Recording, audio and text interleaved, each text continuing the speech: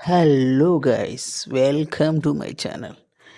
ఈరోజు ఆది Pinisetty and Madanna Sebastian నటించిన థ్రిల్లర్ కమ్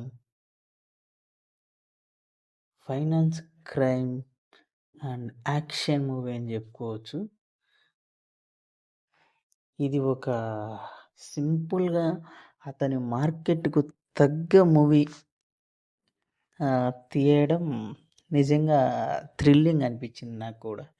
ఎందుకంటే Aadhi Pinisetty as a hero, as a character artist, as a villain different roles play చేసిండు. ఎన్ని ప్లే చేసినా కూడా అతనికంటూ ఒక డైరెక్ట్ హీరో ఇమేజ్ వదిలేసి చేస్తే అతని మార్కెట్ ఏం పెద్ద మార్కెట్ ఉండదు. ఆది పినిశెట్టి ఎంత బ్యాక్గ్రౌండ్ ఉన్నా ఆ స్టోరీని నాకింత బడ్జెట్ ఉంది, ఇంత ఎక్కువ కావాలని ఎక్కడ అనుకోవట్లేదు. అసలు అతనిలో నచ్చే అంశం ఇదే. తను ఫ్యూచర్ మీద ఎంత వ్యూగా ఉన్నాడు అనిపించేది ఆ మూవీ ఒకటి చూస్తే అనిపిస్తుంది. నాకు ఇంత పెడితే ఇంతే వస్తుంది, ఎక్కువ పెట్టుకోకూడదు, పెట్టి నష్టపోకూడదు, మనకు ఫ్యూచర్ ఉండాలి అనే అనిపించింది డ్రైవ్ మూవీ చూసిన తర్వాత.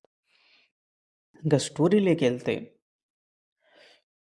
బాగా వాళ్ళ నాన్న లెగసీని కంటిన్యూ చేస్తూ వాళ్ళ నాన్న ఒక పేపర్ స్టార్ట్ చేసి ఒక పెద్ద ఛానల్గా ఎదిగి ఆ ఛానల్ పీక్ స్టేజ్లో ఉన్నప్పుడు అమ్మేసి ఫారెన్లో సెటిల్ అవుదామని ఒక థాట్ ఉన్న ఒక వ్యక్తి ఇండియా నుంచి వెళ్ళి ఫారెన్లో ఒక ఇంటర్వ్యూ ఇచ్చి అక్కడి నుంచి ఫారెన్కి షిఫ్ట్ అయిపోదాం అనుకున్న ఒక వ్యక్తిని, హీరోలా పైకి వెళ్ళిన వ్యక్తిని జీరోలో చేసే ఒక చిన్న అంశం. ఎక్కడో మనం చేసిన ఒక చిన్న తప్పు, అది చిన్నదా పెద్దదా అనేది మనకు అనిపించిండొచ్చు, ఇది చిన్నదేలే దీనివల్ల అనుకోవచ్చు. కానీ అది అవతల వాళ్ళ లైఫ్ను ఎంత ఎఫెక్ట్ చేసింది అనేది, అది చిన్నదా పెద్దదా అనేది అనేది వాళ్ళకి తెలుస్తుంది, మనకు కాదు. మనం ప్రతిదీ ఎంత పెద్ద చేసినా చిన్నదే అని మనకు అనిపించచ్చు. కానీ అవతల వాళ్ళు ఎఫెక్ట్ అయిన వాళ్ళ లైఫ్కి అది ఎంత, మీ లైఫ్ని ఎంత ఇంపాక్ట్ చేయించింది అని వాళ్ళని అడగాలి, మనల్ని మనం కాదు. అలాంటిదే ఇది కూడా. ఎంతలా అంటే ఒక అమ్మాయి లవ్ చేయలేదని, ఆ అమ్మాయి ఇంకో అబ్బాయిని ఇష్టపడుతుందని, ఆ అబ్బాయికి ఎయిడ్స్ ఉందని స్ప్రెడ్ చేసి ఆ అబ్బాయి సూసైడ్ చేసుకునేలా చేస్తారు. ఆ అబ్బాయి ఆటోమేటిక్గా ఇది తట్టుకోలేక సూసైడ్ చేసుకుంటారు. వీళ్ళు జస్ట్ క్రియేట్ చేస్తారు ఆ సిచ్యువేషన్. కానీ ఆ అబ్బాయి చనిపోవడం వల్ల వాళ్ళ ఫ్యామిలీ సఫర్ అయ్యి అసలు అందరూ అయిపోతుంది. ఒక్కసారిగా వాళ్ళ తమ్ముడు వాళ్ళ ఫ్యామిలీని చూసుకోవడానికే సరిపోతుంది, బతకడానికి చదువుకోవడానికి అసలు ఎక్కడా ఉండదు. ఇంకా ఫైనల్గా ఏం చేస్తారు, ఏం చేయలేక అట్లానే అతను పడిన కష్టాల నుంచి అప్పుడు అనిపిస్తుంది, ఇంత కష్టం వచ్చింది కేవలం ఇతని వల్లనే కదా అని.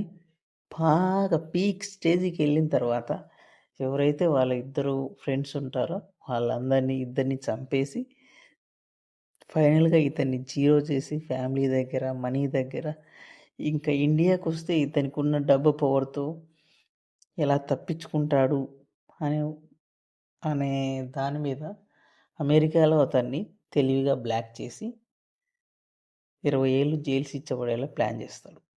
అంత ప్లానింగ్గా ఉంటుంది. సినిమా ఎక్కడ డ్రైవింగ్లోనే మొత్తం మూవీ కంప్లీట్ చేసిండు.